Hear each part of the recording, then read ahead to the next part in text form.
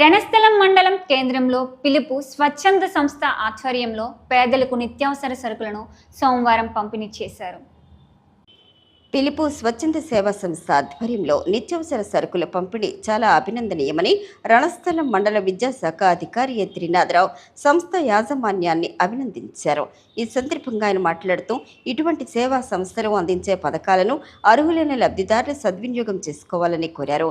సహృదయ foundation founder బిందు మేం USA వారి ఆర్థిక సహాయంతో పిలుపు స్వచ్ఛంద సంస్థ ఫౌండర్ చైర్మన్ జి రవికుమార్ ఆధ్వర్యంలో శనివారం మండలంలో గల ఎన్జీఆర్పురం పంచాయతీలో గల గురాయిపేట, పోతాయిపేట గ్రామాలలో గల నిరుపేద కుటుంబాలకు 2 నెలలకు సరిపడే నిత్యావసర సరుకులు పంపిణీ చేశారు.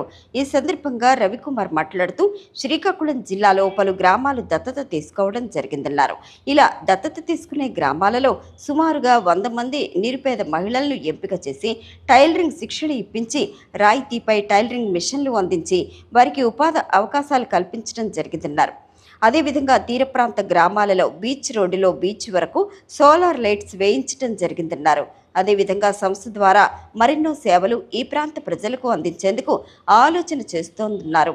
ఈ సందర్భంగా Paidi Bhimavaram DCC bank manager Neeraja మాట్లాడుతూ నిరుపేద కుటుంబాల ఆర్థిక అభివృద్ధికి ఇటువంటి సంస్థల సహకారం ఎంతో అవసరమన్నారు. ఈ సందర్భంగా రణస్థలం మండల విద్యాశాఖ సిఆర్ఎంటీ యు శ్రీనివాస్ మాట్లాడుతూ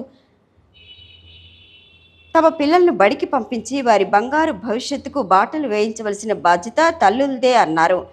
ముఖ్యంగా ఇటువంటి స్వచ్ఛంద సంస్థలు ఎంతో ప్రేమ, కరుణ, దయ, అభిమానంతో అందించే పథకాలను సద్వినియోగం చేసుకుని అభివృద్ధి వైపు అడుగులు వేస్తే మరిన్ని స్వచ్ఛంద సంస్థలు ముందుకు వస్తాయన్నారు. ఈ కార్యక్రమంలో గ్రామ సంఘం అధ్యక్షురాలు ఎఫ్ఈఓ పోలీసమ్మ, గ్రామ పెద్దలు, లబ్ధిదారులు పాల్గొన్నారు.